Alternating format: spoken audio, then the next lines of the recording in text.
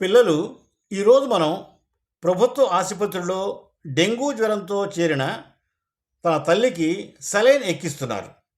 దానిని పర్యవేక్షిస్తున్న కొడుకు తన మిత్రులతో సంభాషిస్తూ ఒక క్షణం ఏమరిచాడు. ఇంతలో తల్లి రక్తం సలైన్ బాటిల్లోకి రావటం మొదలైంది. కంగారు పడి ఆసుపత్రి సిస్టర్ను పిలిచారు. పిదప ఏమి జరిగింది అనే విషయాలు ఈ చిట్టి కథలో తెలుసుకుందాం. ఈ చిట్టి కథ పేరు పర్యవేక్షణ పరికరము.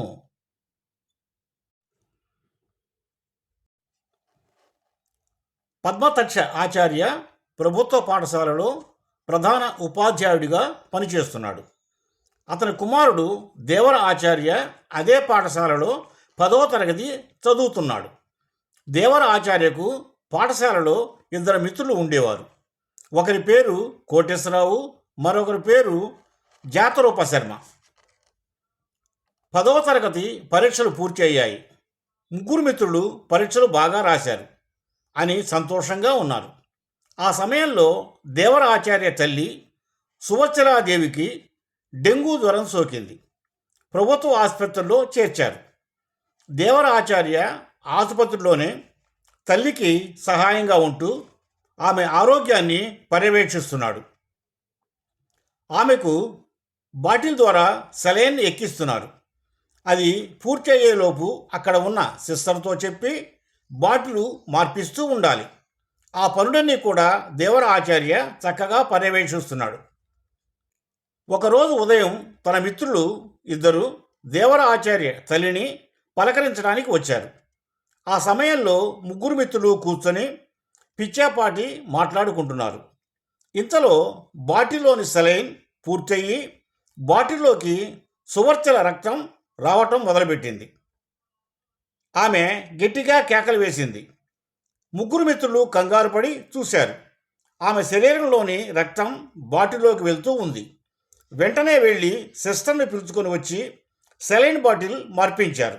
సిస్టర్ కూడా ముగ్గురిని తప్పు పట్టింది. రోగిని మీరు పర్యవేక్షించాలి అని గట్టిగా చెప్పింది. ముగ్గురు మిత్రులు బాధపడ్డారు. అంతలో వారిలో ఒకరికి ఒక ఆలోచన వచ్చింది.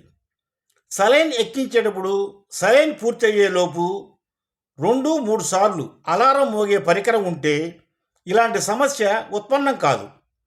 ఆ విషయం మీద క్షుణ్ణంగా చదివి ఒక పరికరాన్ని తయారు చేయాలని నిశ్చయించుకున్నారు. వారం రోజులు గడిచిపోయాయి. సువర్చల ఆరోగ్యం కుదుటపడింది. సువర్చలను ప్రభుత్వ ఆసుపత్రి నుండి ఇంటికి పంపారు. తీసుకోవాల్సిన జాగ్రత్తలను హాస్పిటల్ డాక్టర్ క్షుణ్ణంగా పత్రంలో రూపొందించి ఇచ్చారు. సువర్చలను ఇంటికి తీసుకువచ్చిన పిదప 3 రోజుల తర్వాత ముగ్గురు మిత్రులు దేవర ఆచార్య ఇంట్లో ఒక గదిలో కూర్చొని ప్రయోగాలు మొదలుపెట్టారు. Soldering iron, flux, soldering wire, capacitors, diodes ఇంకా కావాల్సిన పరికరాలు కొనుగోలు చేసి ఆ గదిలో కూర్చొని ప్రయోగాలు చేయటం మొదలుపెట్టారు. వారు తయారు చేసిన పరికరానికి ఒక సెన్సార్ మరియు అలారంని పొందుపరిచారు. ఒక బాటిల్ నిండా నీరు నింపి ఆ బాటిల్కి ఈ పరికరాన్ని అమర్చి ఆ నీరు బాటిల్లో 20% ఉన్నప్పుడు 10 సెకండ్లు బీప్ శబ్దం, 10% ఉండగా 3 సార్లు బీప్ శబ్దం 30 సెకండ్లు, 5% వచ్చేసరికి అలారం నిరంతరం మోగుతూనే ఉండేటట్టు చేశారు. ఈ ప్రయోగాన్ని చాలాసార్లు చేసి విజయం సాధించారు. ముగ్గురు మిత్రులు పద్మతక్ష ఆచార్య సహాయంతో ప్రభుత్వ ఆసుపత్రికి వెళ్ళి వారి అనుమతి తీసుకొని అక్కడ సలైన్ బాటిల్కి పరికరం అమర్చి రోగులపై ప్రయోగించి విజయాన్ని సాధించారు. వారు తయారు చేసిన పర్యవేక్షణ పరికరం విజయవంతం అయ్యింది. ఆ పరికరానికి పేటెంట్ తీసుకుందామని ఆలోచించుకున్నారు.